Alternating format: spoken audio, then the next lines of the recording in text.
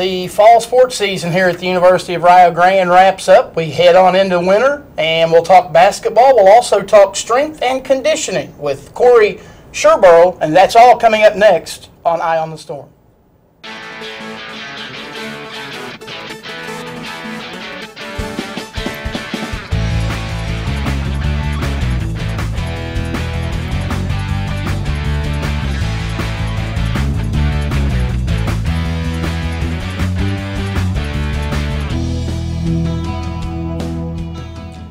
We welcome you to the November edition of Eye on the Storm. I'm Randy Payton, the Sports Information Director here at the University of Rio Grande, joined by my co-host Jeff Lanham. And folks who wonder what I do in terms of my job, this is a time of the year when fall is ending, winter is underway, the overlap, as they call it in the sports information business, it is incredibly crazy. Last week in Tennessee, later today in Indiana, it never ends. And you've got a nice snowy day today with you, Randy. It's fun. You have to say that that's fun, right? Enjoy that, right? Enjoy those times. We, as we said, have a busy show today following up on what's going on with fall sports. Also, our winter sports are underway, and we do have a special guest today, and we're going to bring him in to start with. It is Dr. Corey Sherburl. He is joining the staff in terms of strength and conditioning for a couple of programs, also teaching some classes here at the university. And I guess first thing is kind of introduce yourself, tell us where you're from and your background a little bit. Sure. I'll give the elevator speech version as short as I can. It's a bit of a winding path of how I ended up sitting in this chair. Educationally, I started at Ohio State. My major was nutrition and community health. I'm from Columbus, so that just was my natural path. I actually went down the road to OU, Athens, did my master's degree there in coaching education. After that, I actually got a job for the United States, well, a contracting company for the United States Army. My job for 2 to 3 years was to travel all over the country, all over the world, anywhere there was an Army base. We taught the Master Fitness Trainer course, so I got to use my education on some pretty intense situations working with military personnel. Didn't know exactly what I wanted to do after that ended, because like all contracts, they do end.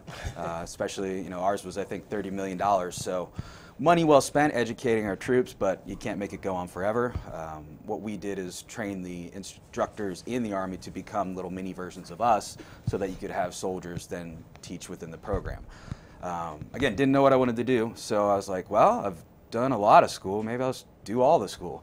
So went back, I went down to a little school in Alabama called the United States Sports Academy. There I was a doctoral teaching assistant, so I taught the undergrad exercise science courses in return for the tuition for my doctorate in education, with an emphasis in leadership and sports management. And did that for a while. Moved out to Seattle, last year, about November to October, for the full year, and worked for the official athletic performance center of the Seattle Storm, which is the professional women's basketball team out there. I was the athletic performance director there for about a year. Realized I hated Seattle. I like the city, I like the people. I don't like the 9 to 10 months of doom and gloom. It's absolutely miserable if you don't like rain. Now, don't get me wrong, the 3 months in the summer are gorgeous, so I just wanted to get out of that, and I said, what do you want to do with your rest of your life, Corey? And I said, let's dive back into academia, but I also have a great passion for strength conditioning and working with athletes. I applied here, and then I think a couple weeks later, I got a call short notice, I think 3 weeks before the semester started, said, hey, do you want to come down and work with our full-time with our sports and exercise studies program and maybe work with some teams and strength conditioning on the side? And I said, wow, that is exactly what I'm looking for. And that brought me to right here.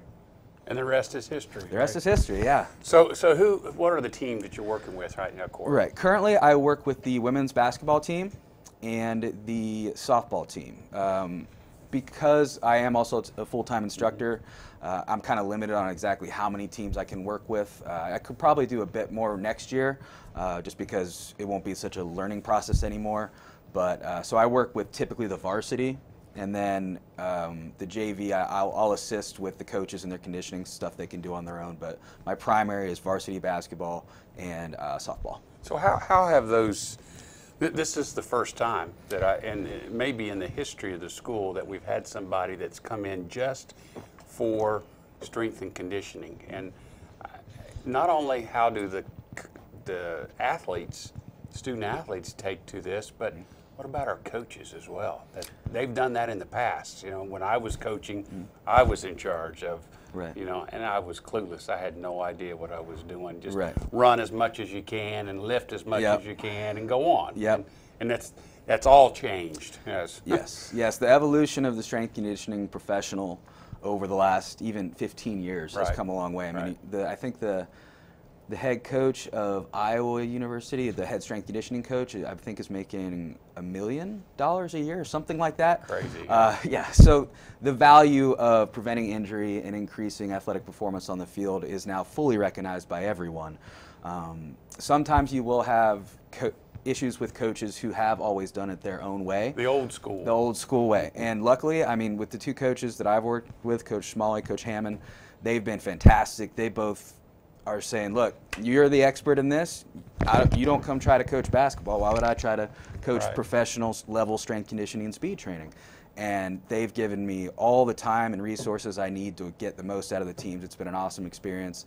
As far as the athletes, like you said, they've never had a professional strength conditioning coach at Rio. And I did poll them at the beginning. I'm like, hey, how many of you had that type of participation at a high school? And none of them had really Right. even had that Right. either. So it's a first time for a lot of them, but they're all enjoying it and getting a lot out of it. And when we say sport, strength and conditioning, you mentioned this briefly, that it's more than just preparing you to last during a contest or an event.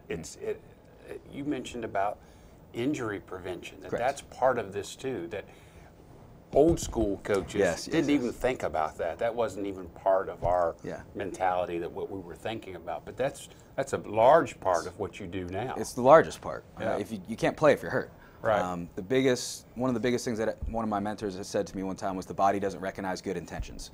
So even if you think bench, deadlift, squat, that's the old school mentality. Just Right. pick something up, put it down. Well, in most sports, you're moving sideways, you're twisting, you're on one leg, you're on unstable surfaces like grass or ice in some sports, right? So you have to train in unstable surfaces. You have to be ready for the different movements the bodies are going to make.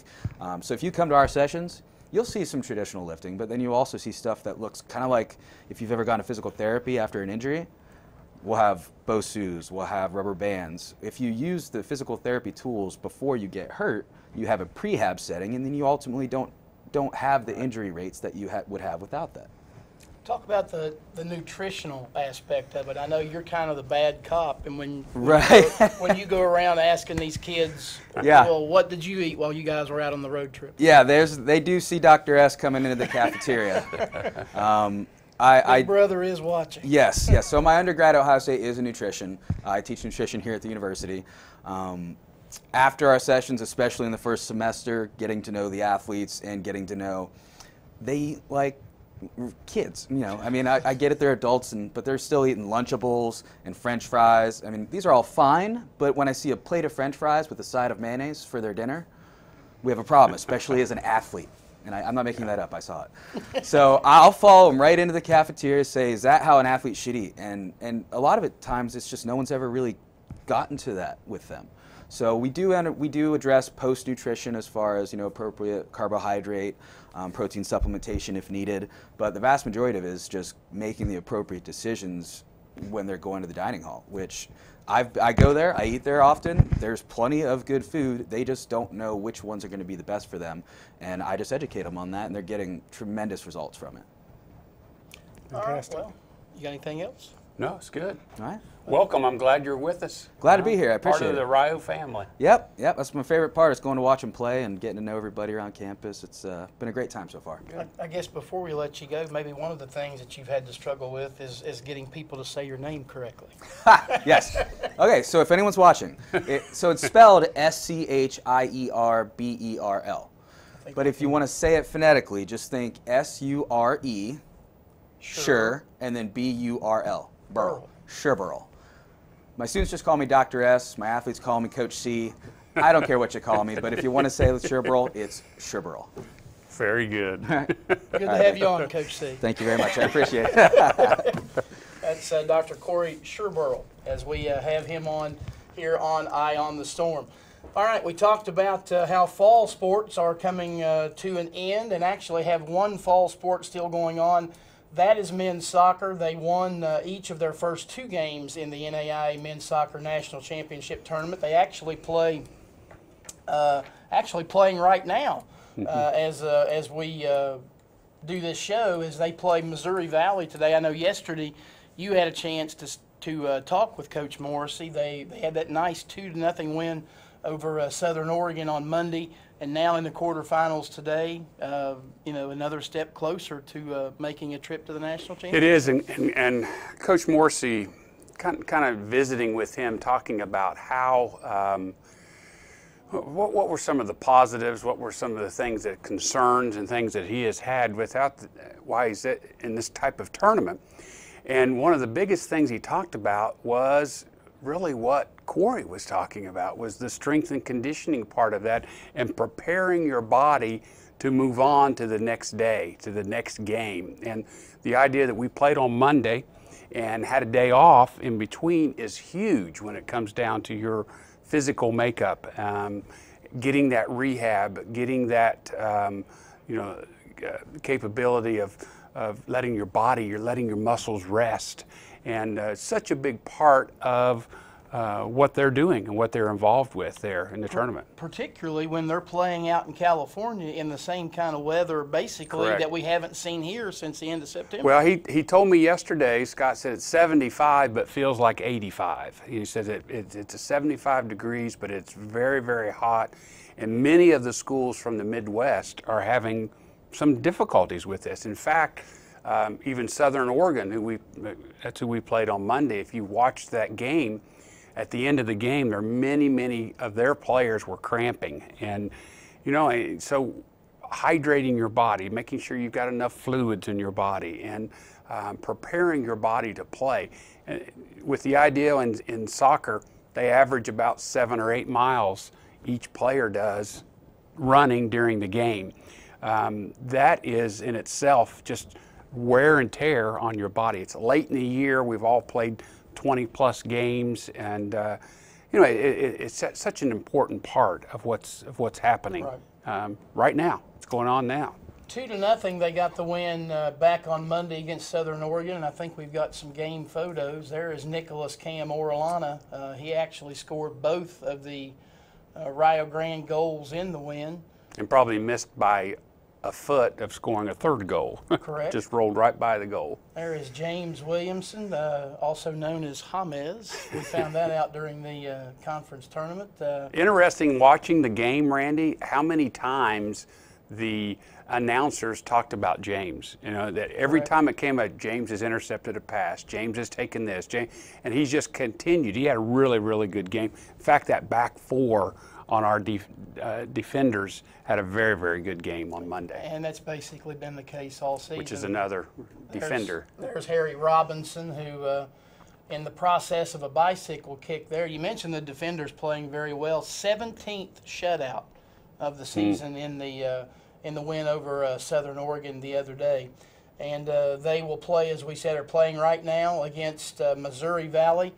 The winner of that one moves into Friday's semifinals, and I guess if they're fortunate enough to make it to that point and then win on Friday, the championship is Saturday night. Saturday night, and there's a lot of things happening before we get to that point, but they have to feel good. They have to feel good about their position. In fact, Missouri Valley played on Tuesdays. They don't have that day rest because of the ranking system of what it was. We were the 4 seed. I think Missouri Valley, the 5 seed. So that's an advantage to us physically. So I would say, as you're watching this game as it's going on right now, it'll be interesting to see what happens in the second half, because that's when fatigue will start to set in from the lack of recovery. We talked about the 17 shutouts. Rio now 20-0 on the season, and actually prior to the going out to the national tournament, the River States Conference naming its award winners, and Rio dominating that list, and had the overall player of the year, Mitch Osmond, there on the far left. He was also the defensive player of the year. Nicholas Cam Orellana, the offensive player of the year, and the newcomer of the year, and head coach Scott Morrissey was the coach of the year.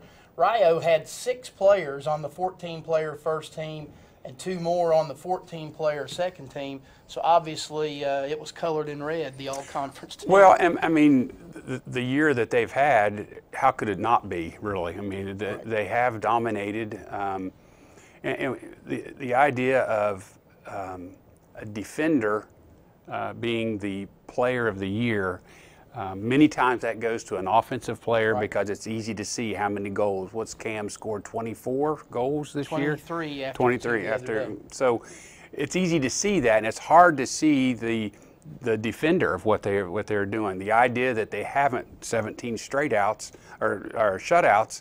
Yeah, we've got our goalie, but our goalie hasn't touched the ball very much because it doesn't get past that last 4 wall of people and of defenders. So I think that's something that our coaches have done in the conference, have said this guy is definitely the player of the year for the conference. It's not to take anything away from the efforts of Richard Durrell in goal. Correct.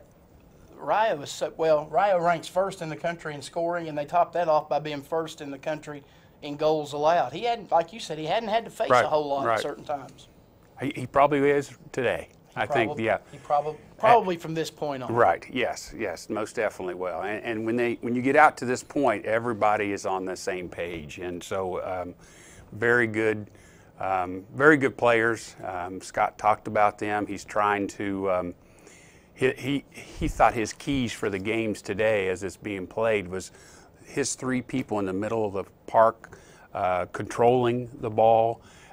Not letting their 3 in the middle of the park to get into a game flow to where they start flowing, and keep possession. I mean, that's big for us, is keeping possession of the ball. So we'll see how that goes. Once we're done, if you want to follow the men, you can go to www.naianetwork.com. They have all of the tournament in terms of video and play-by-play, and you can follow them for the remainder of the tournament. We turn our attention now to women's soccer, and unfortunately it ended with a loss to Indiana University East in the first round of the, or actually I guess the semifinal round of the the River States Conference tournament.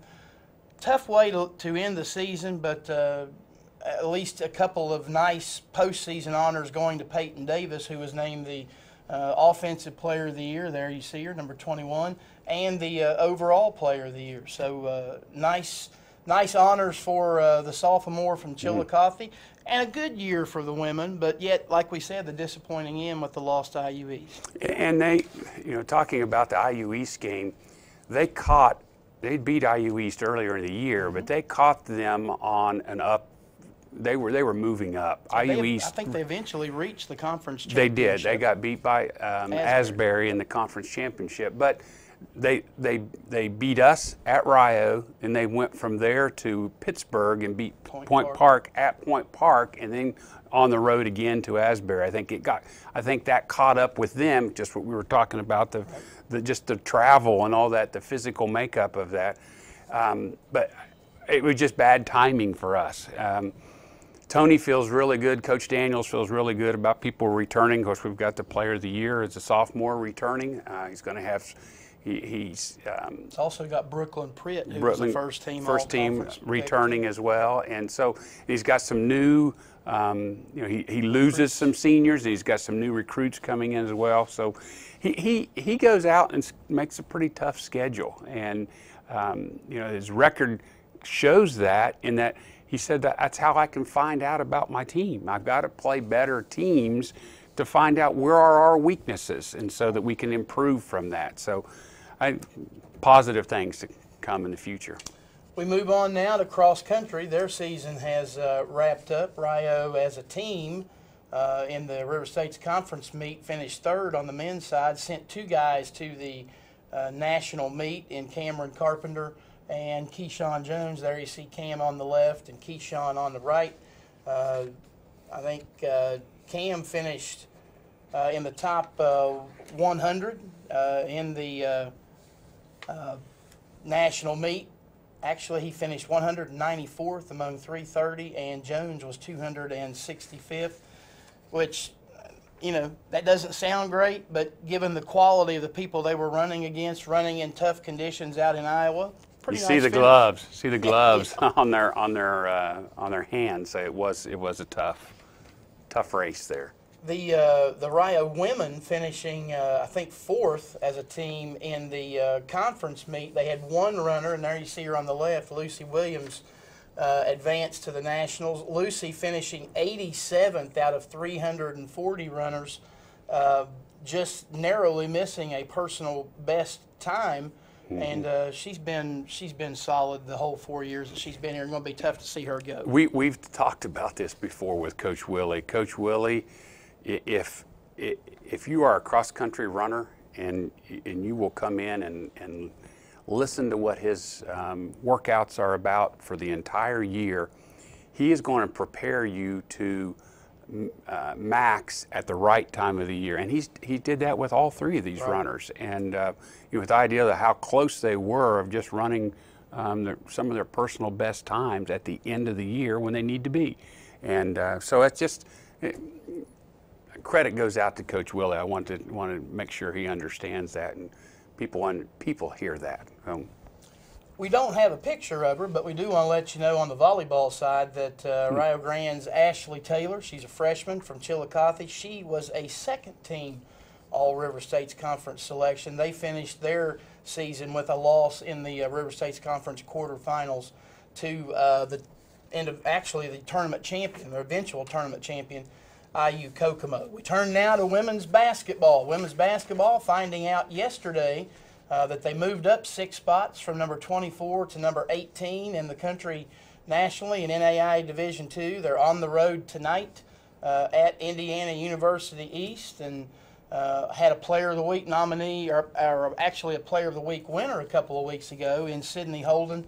She's off to a great start. Jada Carter, Jasmine Smith, we could go through, and Chelsea Sloan, they're all averaging in double figures. Rio's 7-1. The lone loss was over the weekend to number 19 Taylor in overtime. Coach Smalley's got his team playing pretty well. He does, and maybe we can give Corey some credit there, you know, with with some of that strength and conditioning and nutrition that's involved with all of it.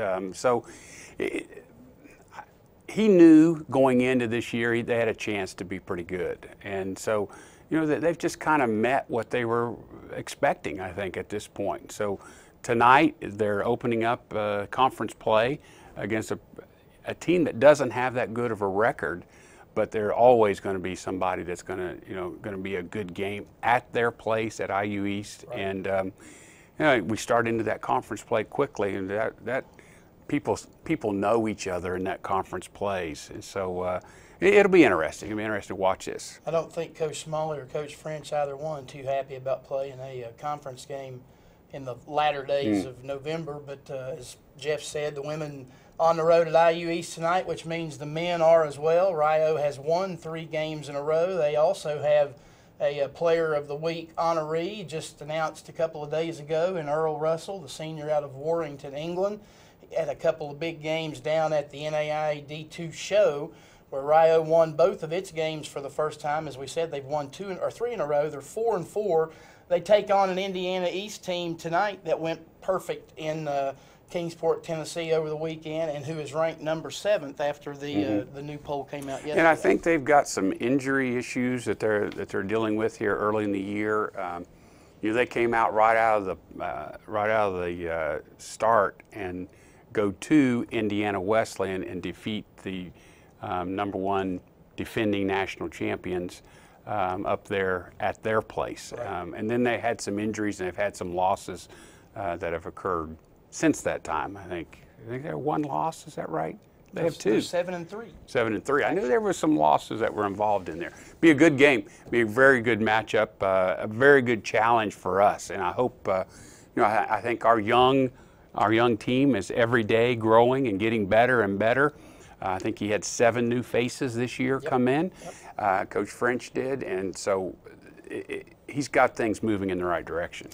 As we move into the home stretch here on the show, we do not want to forget talking about somebody who's doing very well. How about our bowling team? Men's bowling in particular ranked 34th nationally in all divisions, and that includes Division I and all the schools in the country. NAIA, they're ranked 12th overall, and they're doing very well right now. Right, and he felt that. Coach Little felt that they had a chance to be good this year too, and he's excited. I think he's really excited about where they're moving, and they're young as well. A few upperclassmen, but most of them are young, getting now the feel. You know, this is the second-year program, so they're now getting a feel of what it's like to go in and bowl for 8 straight hours on a Saturday and never sit down. I mean, it's just unbelievable about this. Corey talking about the conditioning and things that go on. Bowling is part of that as well. So they're moving along and moving in a good direction as well. A quick recap as well of Hall of Fame, homecoming, and the Bevo weekend a couple of weeks ago. 3 Hall of Fame honorees that just went in. Fantastic. I had the opportunity to work with Coach Lawhorn for a number of years on the basketball program. Jessica Ross there in the middle played softball, and then Tyler Shunk playing baseball here. And quite a character. Yes, and what a great evening. That was maybe one of the best ceremonies that we've had. We had a lot of players that came back, a lot of players that came in to show their appreciation for being able to be involved with the coaches and with the players. Really nice to see everybody that did make it back, and as you said, that was just part of a big weekend with homecoming and the Bevo Francis tournament. Yeah, and every year that's it seems like that's going on, and we're very blessed. That was the 36th year that we've had the Bevo tournament, which is that's phenomenal. The idea that we've continued that tournament and continue to tell that story that's happened. Plenty of basketball still to come here in December. You can find the schedules on RioRedStorm.com. One other thing that we want to mention before we wrap up, Rio Baseball picked 4th in the River States Conference preseason poll. Their schedule just around the corner as they get set to start the 2019 season. And with that said, we close our November edition of Eye on the Storm. We hope you had a happy Thanksgiving, and we will be back with you again for the December edition of Eye on the Storm next month, and we invite you to tune in then. For Jeff Lannon, for Dr. Corey Sherburl, Randy Payton saying so long, and we'll see you next time on Eye on the Storm.